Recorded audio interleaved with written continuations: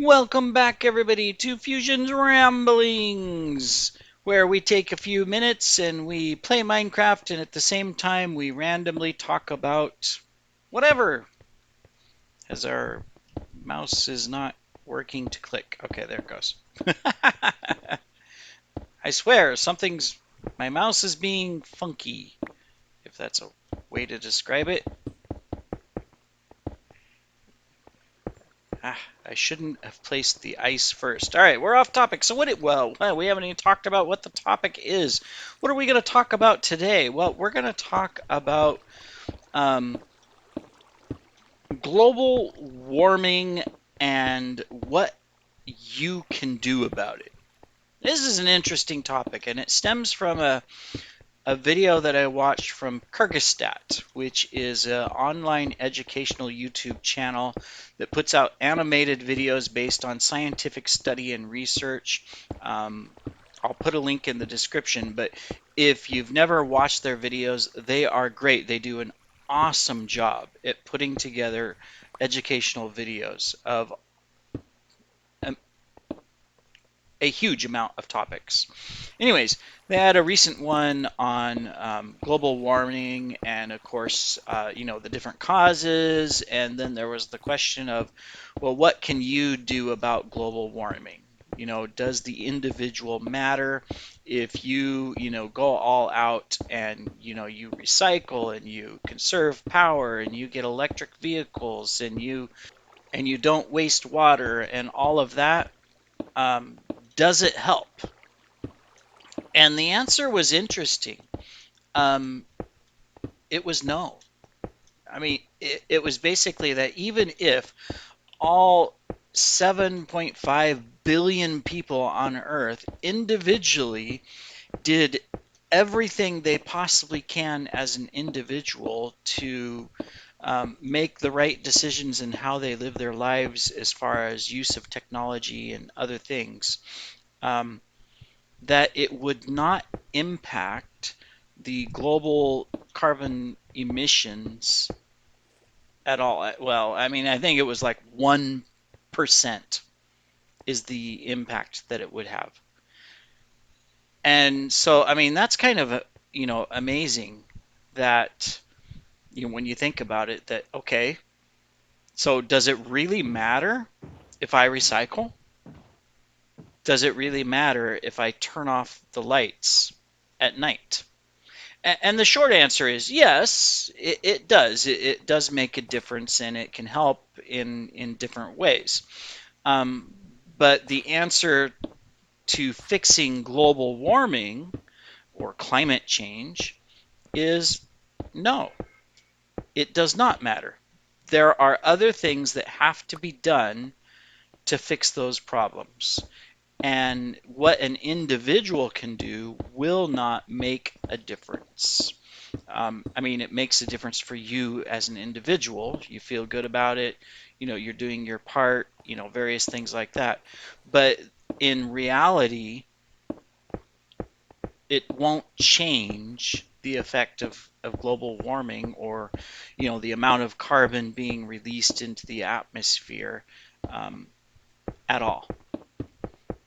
So I thought that was interesting because then it leads the question of, okay, well, what do we do about it? And of course, the video talks about that and gives a number of different options and choices and things like that. And none of them are easy choices, um, because really what it comes down to is that industries as a whole would have to change.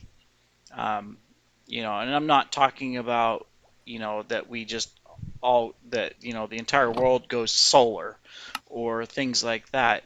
It's the entire industry of manufacturing, of products, of all of that kind of stuff would have to change because when it comes down to it, um,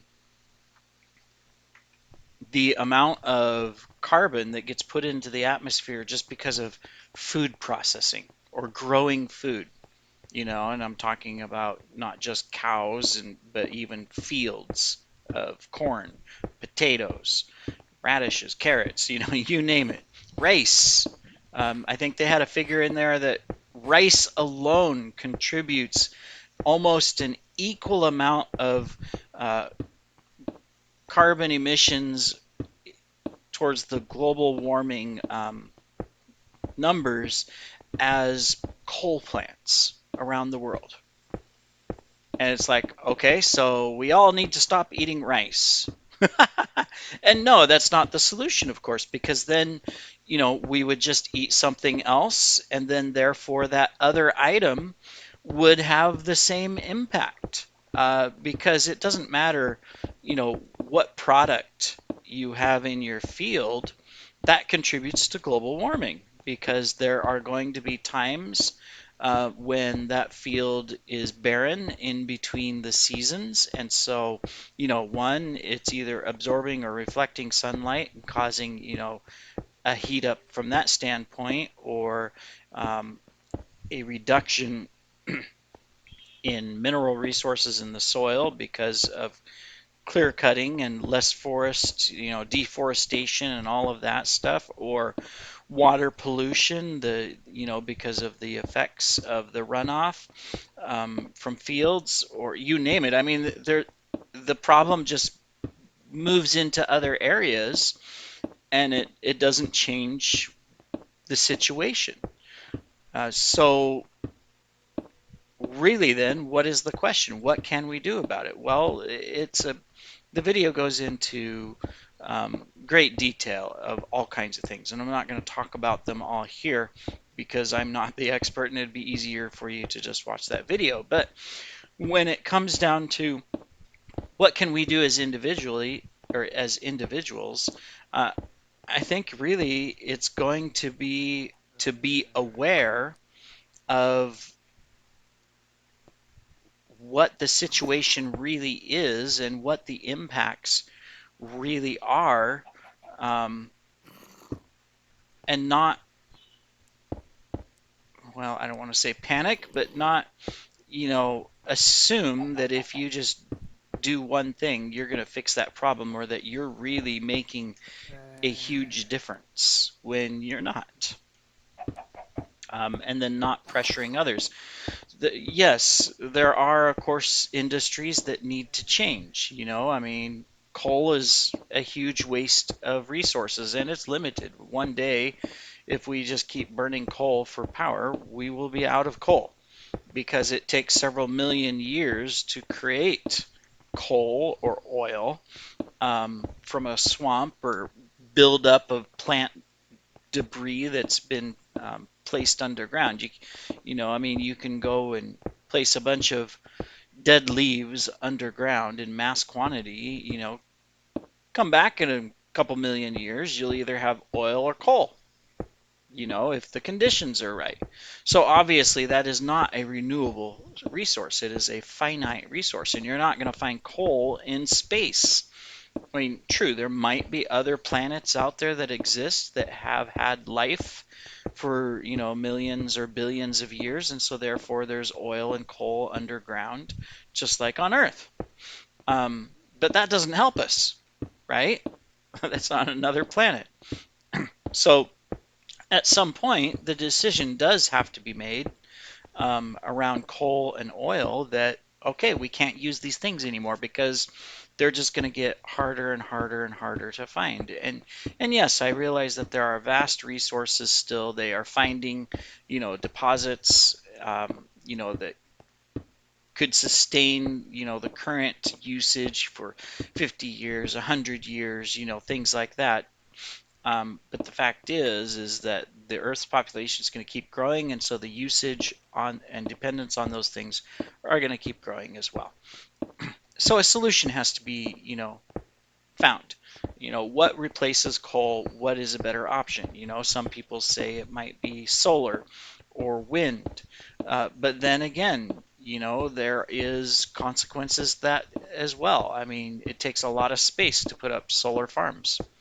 It takes a lot of space to put up wind farms, and also can cause harm to wildlife, noise, as well as, birds flying into the blades, other things, you name it.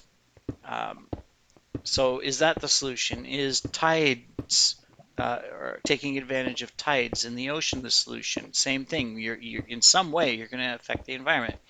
Okay, well, let's go nuclear. Okay, great. Nuclear is an awesome choice. But now you have an additional problem. What do you do with all of that nuclear waste that's going to happen that takes thousands of years to degrade to a safe level to where it's not going to harm the environment or humans? What do you do with all that material? If the entire Earth went nuclear, so we'd have to have a lot of nuclear plants. Now what? Right?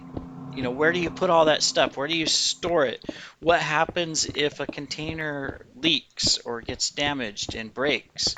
Now you have a bigger problem than even global warming from a perspective, possibly, because you make an area completely unlivable almost instantly.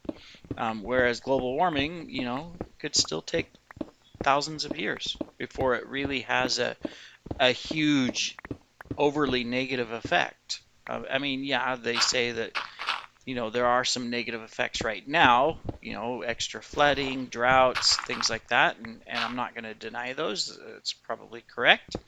Um, but at the same time,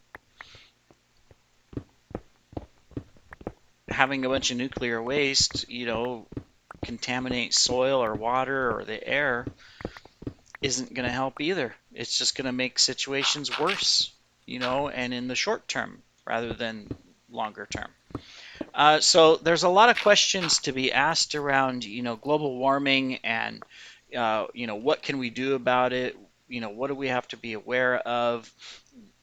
And as an individual, what is the impact that you have in being able to control that? And I'm not saying don't recycle, don't save power, don't conserve water. I'm not saying that. What I'm saying is that uh, for those of you that are very passionate about it, uh, don't get overly upset for the person that does not do those things. Because in the end, if one person, two people, 100 people, a million people, a billion people do not recycle, it's not going to solve the problem. It's not necessarily going to make it better, but it's not going to, make it fundamentally worse either, because that's not the issue. The issue is greater than that. Truly, to fix the problem, everyone on Earth and the way we live and everything we do would have to change, and that's just not going to happen.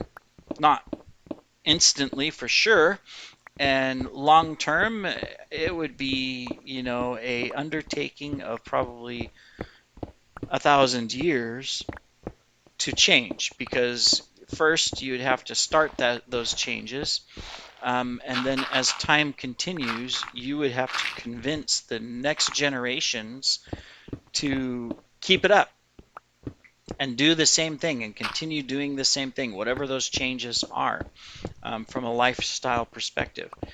And so that's where it's going to take a lot of time to fix it. And then by then, of course, global warming will be even of a greater issue, and we're just going to have to keep plugging along and doing it, taking care of it.